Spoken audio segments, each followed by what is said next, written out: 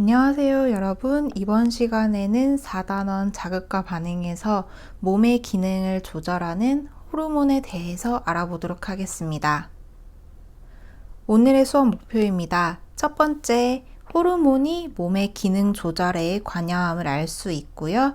두 번째, 호르몬과 신경의 작용으로 항상성이 유지됨을 설명할 수 있어야 합니다.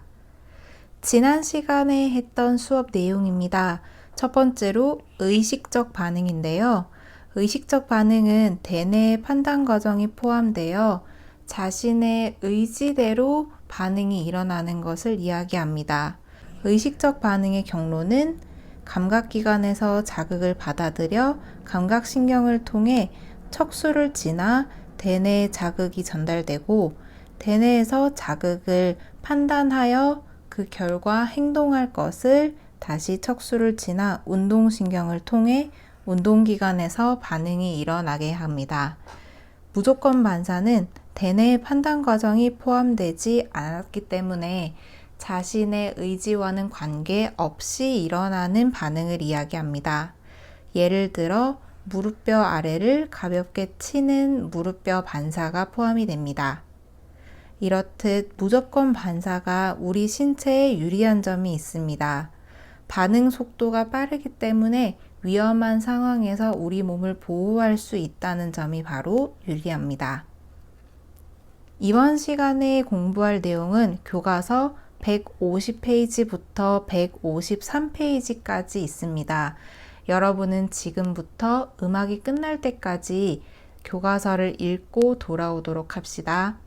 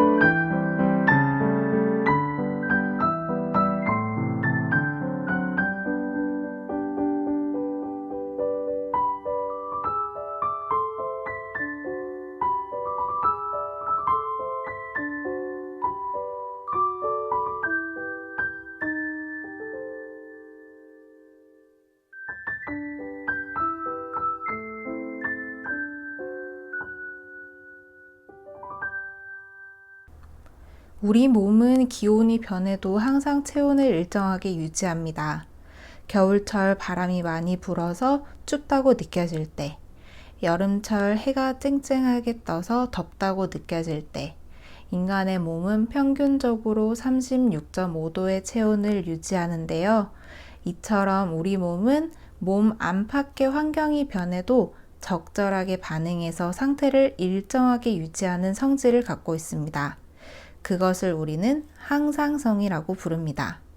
항상성이란 몸 안팎의 환경이 변해도 적절하게 반응해서 몸 상태를 일정하게 유지하는 성질을 말합니다. 이것은 호르몬과 신경의 작용으로 유지됩니다. 이 중 우리는 호르몬에 관해서 조금 더 자세히 알아보도록 합시다.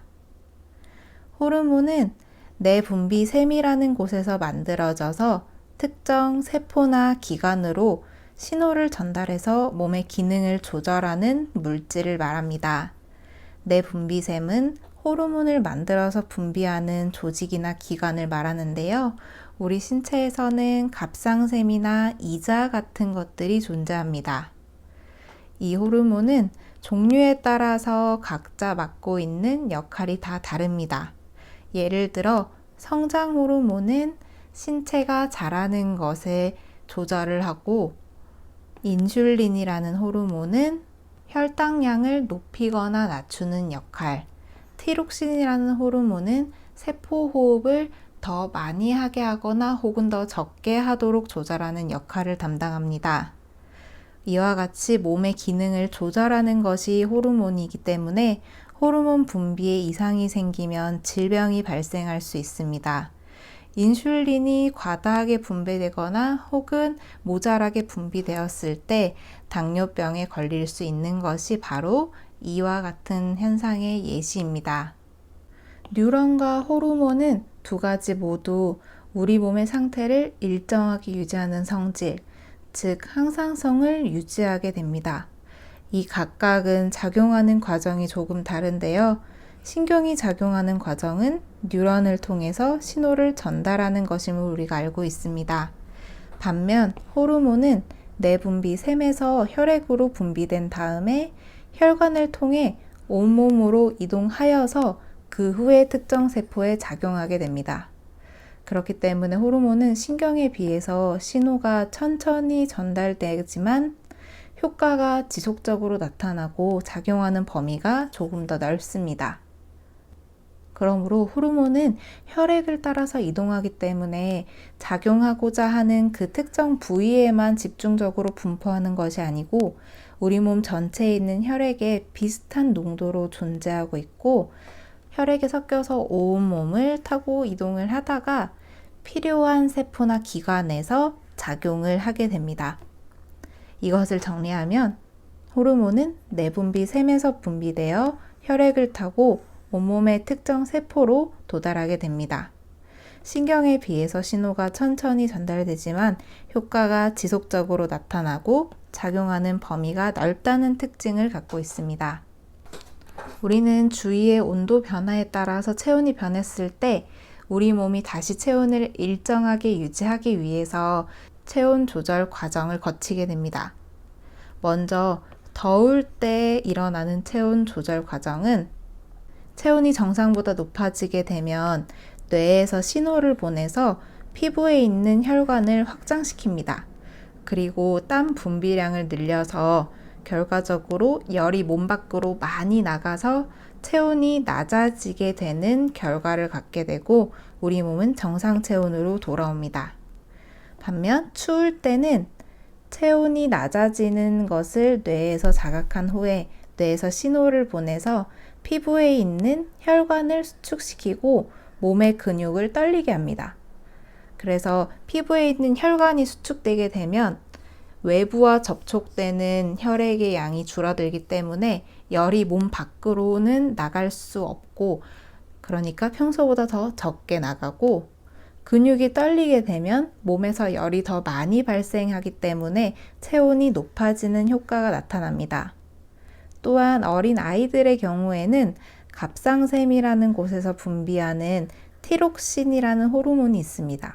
이 호르몬의 분비량이 높아지면은 세포 호흡이 더 많이 촉진되어서 몸에서 열이 더 많이 발생하고 체온이 높아지게 되어서 정상 체온으로 되돌아올 수 있게 됩니다.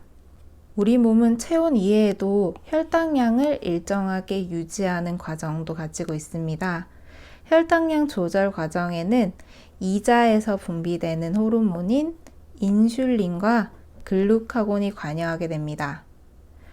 인슐린이라는 호르몬은 혈당량을 낮추게 되고 글루카곤이라는 호르몬은 혈당량을 높이는 작용을 하게 됩니다. 우리가 평소에는 정상 혈당량을 가지고 있다가 식사를 하게 될 경우에 섭취한 음식물이 분해되고 소화되어 흡수되어서 소장에서는 포도당을 흡수하게 되고 그 결과 혈당량이 정상보다 높아지게 됩니다. 이때 이자에서는 높아진 혈당량을 판단하여 인슐린이라는 호르몬을 분비하고 이 호르몬은 세포와 간에 작용하게 됩니다. 세포에 작용하였을 때는 세포가 포도당을 흡수하고 간에 작용되었을 때는 간에서 포도당을 글리코젠으로 합성하여서 저장하여 혈액 속에 있는 혈당량을 감소시키는 역할을 하여 정상 혈당량을 유지시킬 수 있게끔 돕습니다. 또 식사 후에 시간이 오래 지나서 혈당량이 감소하게 되면 이자에서 글루카곤이라는 호르몬을 분비하여서 간에 작용하게 됩니다. 그럼 간에서는 글리코젠을 포도당으로 분해해서 다시 혈액으로 내보내서 혈당량이 증가하여 정상 혈당량을 유지할 수 있게끔 돕습니다. 그렇다면 지금까지 학습한 내용을 간단한 문제로 확인하여 봅시다. 교과서 153페이지에 있는 스스로 확인하기 문제입니다. 첫 번째 문제, 내 분비샘에서 만들어져서 특정 세포나 특정 기관으로 신호를 전달하여 몸의 기능을 조절하는 이 물질을 무엇이라고 부를까요? 우리는 이 물질을 호르몬이라고 부릅니다. 두 번째 문제입니다. 교과서 153페이지 스스로 확인하기 2번 문제입니다. 우리 몸이 몸 안팎의 환경이 변해도 적절하게 반응해서 몸의 상태를 일정하게 유지하는 성질을 무엇이라고 부를까요? 우리는 이것을 항상성이라고 부릅니다. 그렇다면 이번에는 교과서 155페이지로 넘어가 봅시다. 교과서 155페이지 스스로 정리하기 오른쪽에 있는 3번 문제입니다. 그림은 우리 몸에서 혈당량이 조절되는 과정을 간단하게 나타낸 것입니다. 이자에서 분비하는 각 호르몬이 하는 역할을 보고 호르몬 가와 호르몬 나의 이름을 알아봅시다. 먼저 가 호르몬이 이자에서 분비되었을 때 그 결과 혈당량이 증가하는 현상이 일어났습니다. 그러므로 이전에 혈당이 떨어졌고 이자에서 이 호르몬을 분비해서 혈당량을 올리고 정상이 되었다는 것인데요. 그것으로 보아 이 가 호르몬은 글루카곤이라는 것을 알 수 있습니다. 반대로 나 호르몬이 작용된 이후에 혈당량이 감소되어서 정상이 되었다고 합니다. 그렇다면 이 나 호르몬은 인슐린이라는 것을 알 수 있습니다. 이렇게 간단한 문제 3가지를 통해서 이번 시간에 호르몬에 관하여 학습한 내용을 복습해 보았고요. 다음 시간에는 6단원으로 넘어갑니다. 6단원의 역학적 에너지의 보존과 전환에 관해서 알아보도록 합시다. 여러분들은 구글 클래스룸으로 돌아가서 학습지를 제출하고 과제 완료로 표시를 꼭 눌러주기 바랍니다.